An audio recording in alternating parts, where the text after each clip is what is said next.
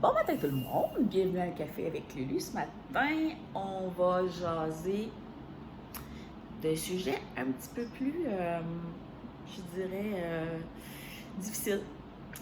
Veux pas, l'objectif que j'ai dans mes capsules, évidemment, c'est de passer au travers certains sujets. Des fois, il y en a qui sont plus légers que d'autres, mais aujourd'hui, je me sens dans le vouloir vous parler si vous avez une idée de ce que la violence peut faire à long terme chez une personne. Plus souvent qu'autrement, on s'arrête au moment où ce que les actions sont portées, où ce que on fait des interventions. Des fois, il y en a qui en font, d'autres qui en font pas, et ça, c'est des choix personnels. Évidemment, de faire un processus au niveau légal demande énormément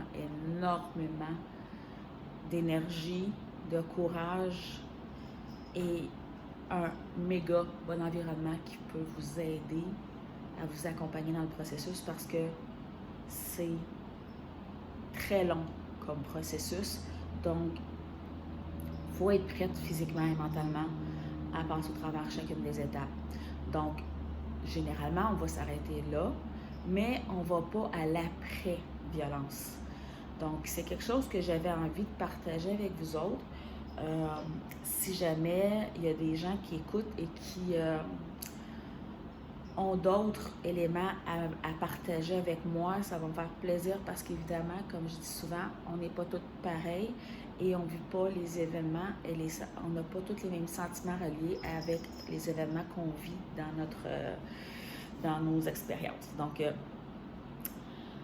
moi, je vous dirais que sur le long terme, ce que ça génère, c'est énormément de fermeture sur soi-même. Beaucoup plus de difficulté à être capable d'avoir des relations avec des gens, que ce soit juste en amitié ou au niveau du travail, des choses comme ça. Il y a beaucoup moins d'ouverture aux relations, que ce soit personnel, intime, ça, OK? Dans toutes les sphères de la vie, il y a une grosse fermeture qui se crée. Et la raison est simple, c'est que on préfère se fermer plutôt que de se faire blesser. Surtout quand que les expériences ont été extrêmement pénibles pour la personne. Vous comprendrez qu'il y a différents types d'agressions. Donc, chaque cas va être différent, mais l'élément de base restera quand même la même. La personne reste avec un traumatisme à très long terme.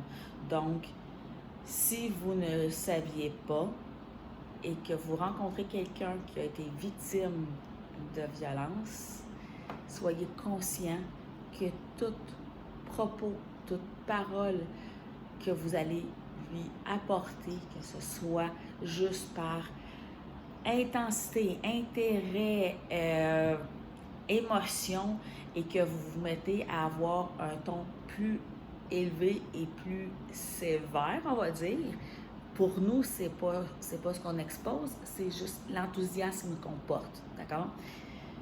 Mais la personne, elle, qui a eu l'agression, va figer, va encore plus se refermer et il risque aussi de se mettre à brailler, puis vous ne comprendrez pas le pourquoi. Donc, vigilance. Les gens ont une fragilité après avoir été dans des comportements agressifs. Ça fait partie d'un des éléments. Un autre élément qui m'est rapporté aussi, c'est le manque de confiance et de respect de soi-même.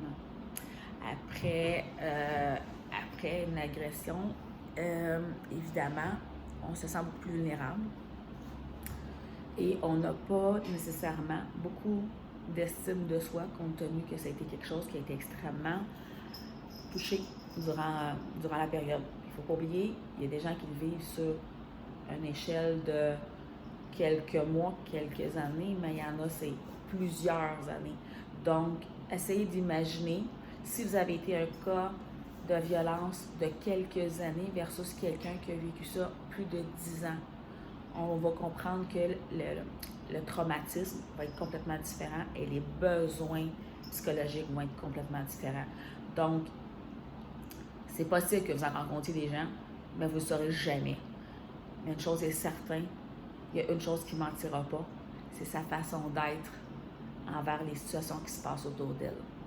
Parce que ça, même si l'agression ne se passe pas envers elle, elle se sent interpellée. Donc, son comportement, ses traits, caractères, sa morphologie va changer. C'est systématique. Donc, moi, je vous suggère d'être ouvert à remarquer ces comportements-là chez quelqu'un.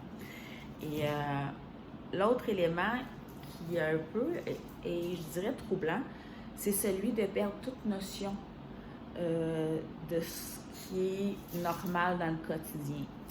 Je m'explique. D'aller faire des commissions, payer ses courses, aller faire du magasinage, peu importe. On s'entend pour dire une chose très banale. Oui. Et c'est quelque chose qui est récurrent. C'est d'accord? Comme à la banque, des choses comme ça. C'est récurrent.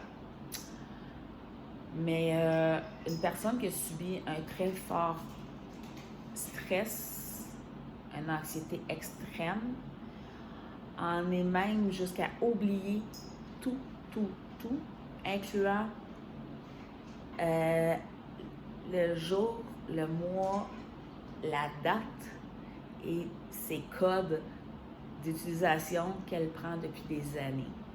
Et j'en passe parce que c'est quelques-uns que j'énumère parmi plein d'autres, parce qu'il y en a d'autres que ça va être de différentes façons, mais ça fait partie, encore là, des conséquences reliées avec les traumatismes.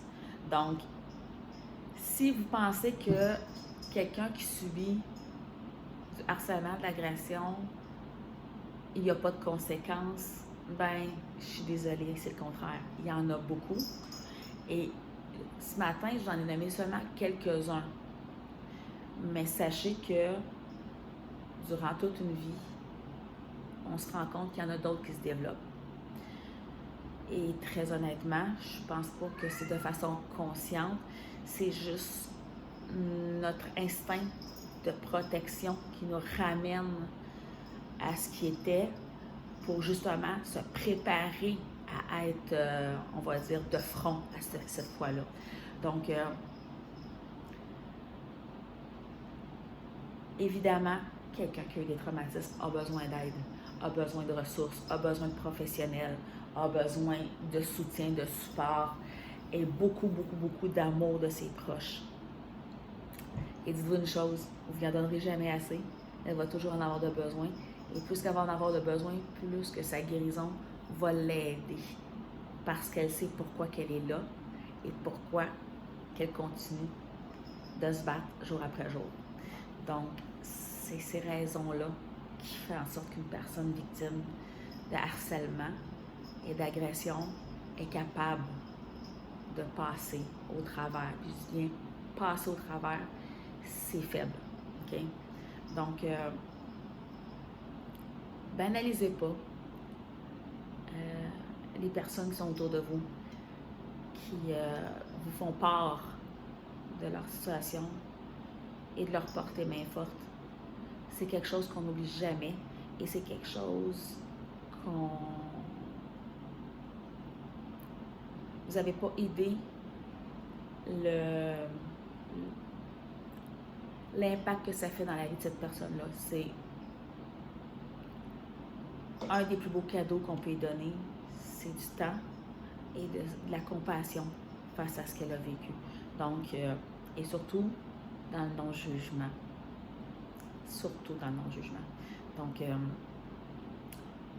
c'est pas rien je le répète, et j'ose espérer qu'avec toutes les informations qui vont vous être livrées, que ça va pouvoir faire la différence, que ça va pouvoir aider autour de vous et peut-être sauver des gens d'une catastrophe. Donc, c'est le but et l'objectif de mes capsules. C'est le souhait que je prête à